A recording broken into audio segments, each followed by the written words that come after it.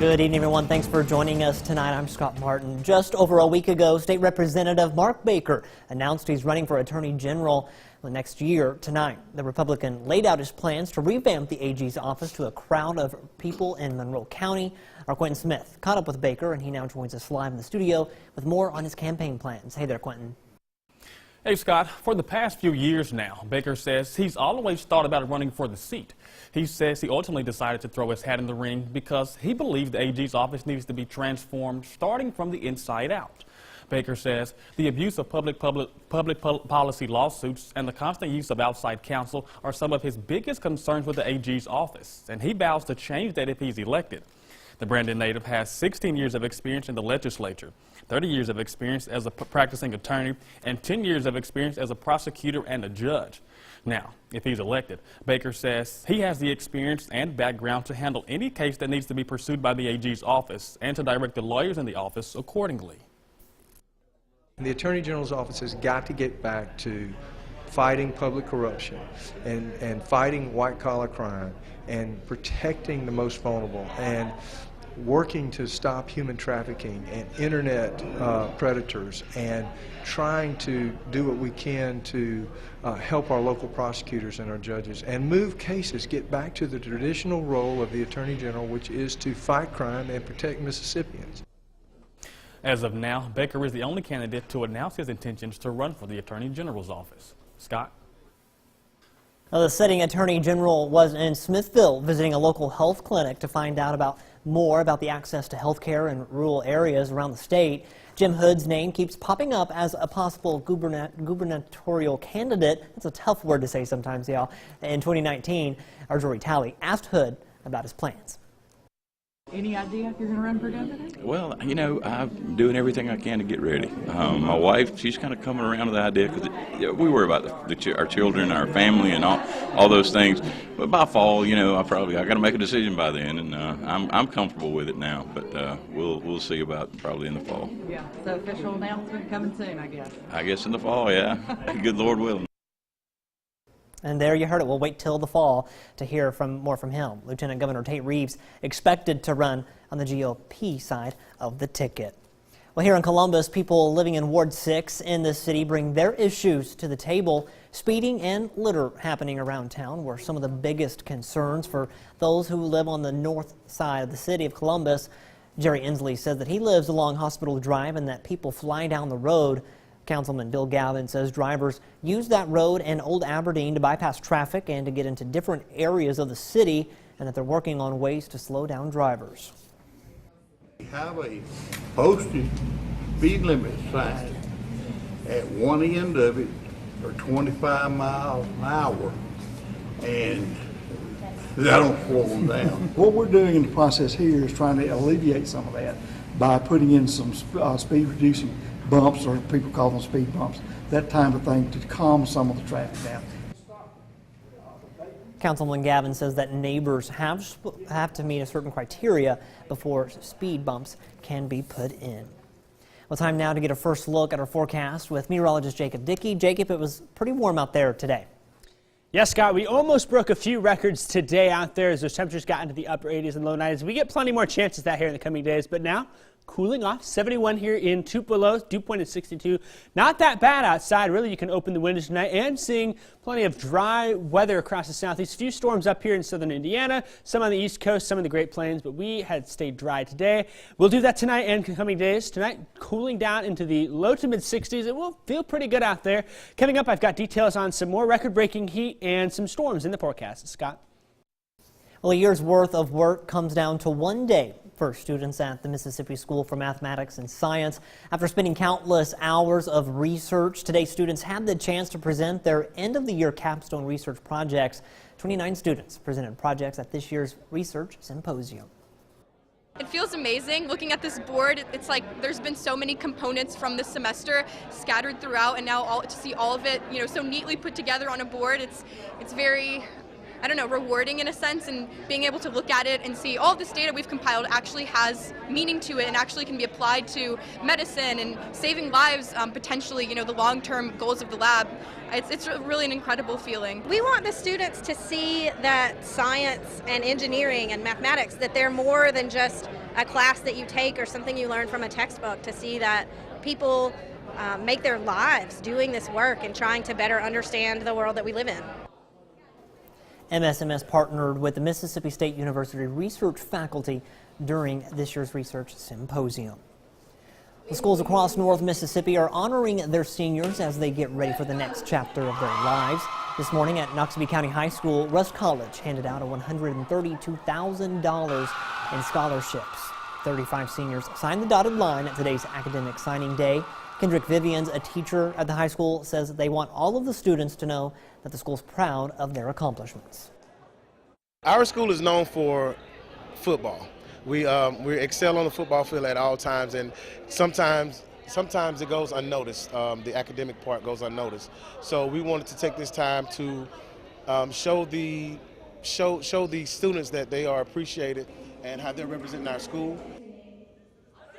In addition to academic awards, 6 athletes signed scholarships to play basketball and softball. Tonight, athletics also took the spotlight as the Noxubee County Tigers celebrate their football championship by getting their championship rings. Friends, family, and teammates met in the school cafeteria for a ceremony celebrating their big comeback win against East Central. This is the Tigers' 5th state championship, and this win was extra special. In March of 2017, offensive coordinator James Patterson passed away after a long fight with cancer. Tonight was not only about getting their rings, but also honoring their former coach. We dedicate this season to Coach Patterson. He told me back in the spring that we was going to win the state championship, and I believe that. And we worked so hard, and the guys dedicate this season to Coach Patterson, and we did what we asked them to do this whole summer. And these kids came out and they played hard. Our backs was against the wall. We started off 2-4. The Tigers kick off this fall's football season at Starkville on August 17th. Well, if you're like me, you're asking, where did spring go? The extended outlook showing that summer heat hangs on here in Northeast Mississippi and West Alabama. I'll have the details for you after the break. Comfortable out there this evening. A look at the Alpha Insurance Skycam Network shows calm weather for the change. Here's the change of the spring into summer has seemed to happen and locked in. Let's head on over to the Friendly City and see what our temperatures are doing right now. We have cooled off into the upper 60s here in town. 68 is the official temperature here that we recorded. And we'll continue to slide those down as we go through the night. Also sitting at 68 in Amory. West Point, good evening to you. We are at 72, 71 in Tupelo. Louisville already down to 64, still 76 in Aliceville. So seeing those 60s and 70s continue to trail more towards 60s.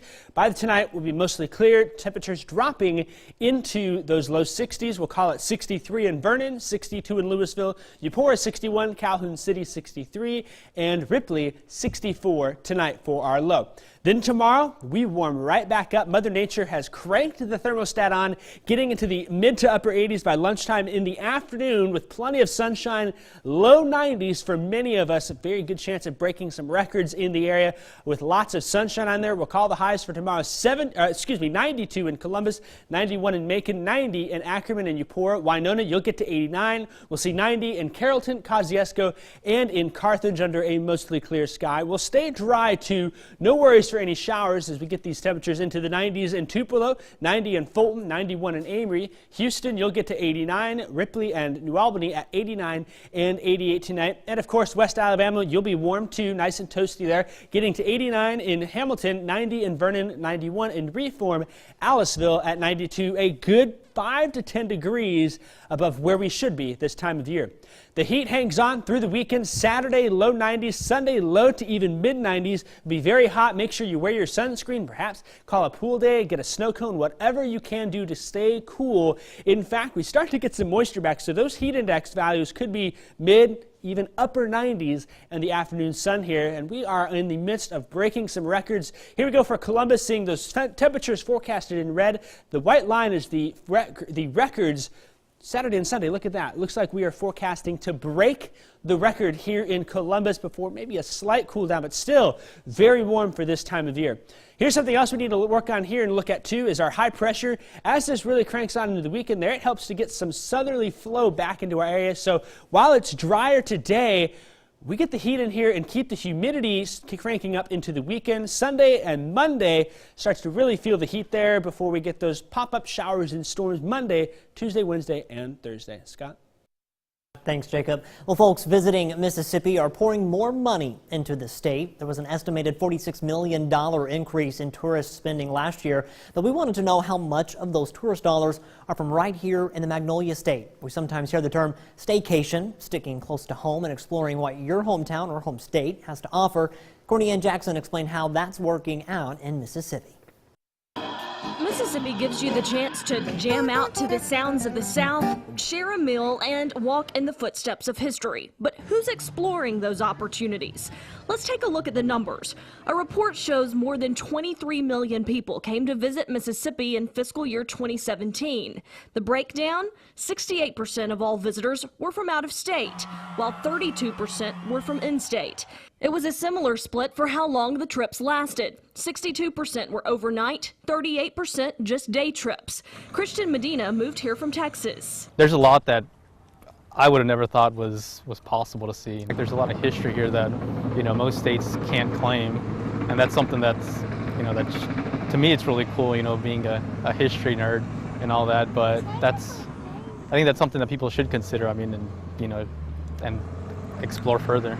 This family we probably take a vacation somewhere. Says they try to make the most of what's nearby, but still, we need more stuff down here so we can stay. We want to go somewhere there's more opportunities, and we want her to have fun and experience a lot of things so she can have a great memory. Visit Mississippi says they're hopeful more festivals, new museums, and family travel destinations will help keep families from crossing the state lines for vacation. Visit Jackson admits folks don't always keep home in mind when it's time to explore. That is a challenge that we face, getting our residents to buy in to what Jackson has to offer. A lot of times we overlook what we have right in our own front yard. The two museums in Jackson, Grammy Museum in the Delta, and the Mississippi Arts and Entertainment Experience in Meridian are all new ways to learn about the state and stay cool this summer. The Grammy Museum is pretty awesome, I must say. Well, Visit Mississippi has suggested itineraries to help folks, including Mississippians, start exploring the state. Well, it's championship season in high school baseball and softball. Tom has more on how our area teams are faring a little later in sports. Welcome back, everyone. A voice therapy program at Baptist is designed to help those battling Parkinson's. We learn more tonight on our Health Talk with Baptist. Hello, I'm Anna Hudson, speech therapist at Baptist Memorial Hospital, Golden Triangle. Tonight I want to talk to you about the referral process for the Lee Silverman Voice Therapy LOUD program. If you have been diagnosed with Parkinson's disease and are concerned about your ability to communicate with family, friends, and coworkers, you are a candidate for the Lee Silverman Voice Therapy LOUD program. A referral from your general physician, neurologist, or ENT is required to schedule an evaluation appointment. An ENT evaluation is highly recommended prior to completing a voice evaluation. Evaluations are completed by an LSVT LOUD certified clinician. An evaluation usually lasts approximately 1 hour and will include a brief discussion of the patient's medical history, personal goals for voice therapy, and any additional limitations the patient may have. The patient's family plays a role in helping the patient identify communication needs and goals. The patient and the speech therapist will then work together to establish a personalized plan to fit the patient's individual needs. LSVT LOUD is comprised of 16 sessions. Patients are seen for 1 hour a day, 4 days a week. After completing an evaluation, a detailed report is sent to the referring doctor to ensure continuity of care. If you or someone you know may benefit from the Lee Silverman Voice Therapy LOUD program, please contact a physician to discuss a referral for services. Join us next time for Health Talk with Baptist. Mail your topic suggestions to healthtalk@wcbi.com. Health Talk has been brought to you by Baptist Memorial Hospital Golden Triangle. A Wild West showdown between Ole Miss and Auburn, both teams trying to stay on top in the SEC West. See who takes control of the series next in sports. Sports with Tom Ebel. Rebels look to stay towards the top of a hotly contested SEC West. 3 games separating 5 teams. It'd be another top 25 matchup for Ole Miss, welcoming Auburn to town. And New Hope native Will Golson starts the Tigers off with his version of hospitality. Corking one to deep left field. Sayonara baseball. His 4th homer of the year makes it 2-0 Rebels early on. A lot of happy people up in Oxford here to start. But then Nick Fortes would get in on the home run party. First pitch he sees has reservations in the outfield. Solo shot from Fortes makes it 3-0 Ole Miss. Looking good to start. But then we would jump to the 6th inning. It'd be 4-1 Ole Miss, and it'd be that man one more time, Will Golson. Delivers with Thomas Dillard on second. Ball gets into the outfield. Thomas is coming charging to the plate. It'd be a play at the plate, but the catcher can't hold on to the ball, so Dillard is safe at the plate. It'd be a replay that would last forever. Auburn would rally in the 7th, make it interesting. It'd be 5-4, but Parker Crazy's able to hang on and close it out as the Rebels get the win 5-4. Game 2 of the series coming up tomorrow at 6:30. To New Hope for the 4A North Half Final. Trojans taking on Kosciuszko with a flyover. First time seeing that ever at a high school baseball game. Trojans up 2-0. Whippets get one back in a weird way. Logan Fancher strikes out. Put out at first, but Micah Parker sneaks in for a run to make it 2-1 New Hope until the bottom of the 2nd, until New Hope decides to go bananas. Tyler Murphy delivers with the bases loaded. That's going to bring home Kate Oliver from 3rd. But everyone stays put. But no worries, because everyone on the bags is coming home thanks to Drew Pounders. Destroys a pitch to deep right field, almost ends up at the softball field. Grand salami for Pounders would make it 7-1, but the Whippets would put on a furious rally late. But New Hope would hang on for the Game 1 win, 9-8. Game 2 at Cozy coming up tomorrow. Defending 1A state champ Nanawaya facing Stringer in Game 1 of the 1A South Half Final. Bottom 4 for Nanawaya tied at 1. Charner Estes lays down a squeeze bunt throw to first, not in time. Let's load the bags. Bases loaded, Lightning. Chris Smith rips a liner to left. Base hit, Tanner Luke and Shia Moore both cross home plate for the score. 2 RBI double for Smith makes it 3-1 Warriors. Later on, off the wild pitch, Estes would score from 3rd. A good inning in the 4th for Nanawaya to extend their lead 4-1. Things would escalate quickly as Nanawaya hangs on to the Game 1 win 13-10. The Warriors are on the road at Stringer coming up tomorrow. To the Fast Pitch State Championships in Starkville. Houston taking on Raleigh, Game 1 of 3A. Top second for Raleigh. Holly Kraft, a liner to short. Infielder can't make the play. That would score a run for the Lady Lions, so it's 1-0. And that's about all they would get, because in the bottom 3rd, Aquana Brownlee is going to give Houston the lead in a very big way. 2-run homer right over the fence would give the Lady Toppers a 2-1 lead. That's all they'd need, but the Toppers would add on some more. Houston gets the Game 1 win 6-1. They'll look to get the state championship victory tomorrow, 30 minutes after the Game 1 game, and we'll be seeing who might be getting a state championship in the 1A section. Myrtle taking on Hamilton in Game 1. Bottom 7, Myrtle down 6-4. Runners on the corners. Carly Bolden is out thanks to Madison Evans. Throws home. Jaden Banks with the heads-up play. Throw out at second.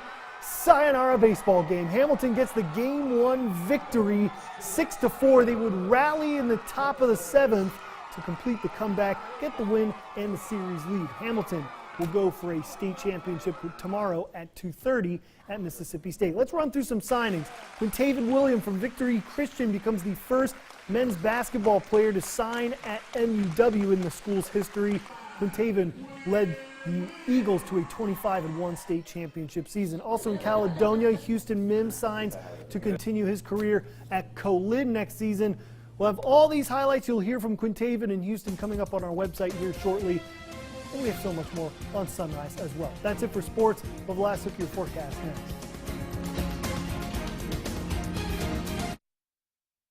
Well, we get some sunshine in this weekend, nice and warm weather. Hot out there, maybe sipping on some sweet tea, but then the rain coming around the corner here. I'm trying to get you some words so you can sing. I feel like you put some lyrics together. I think I'm that's trying what you're doing. because everyone wants you to sing. You got 10, I heard you 10 got some mean tweets about it, but it comes randomly. We'll get it. All right. We got tomorrow. Sounds good. All right. Thanks, Jacob. Thanks for watching. We'll see you tomorrow.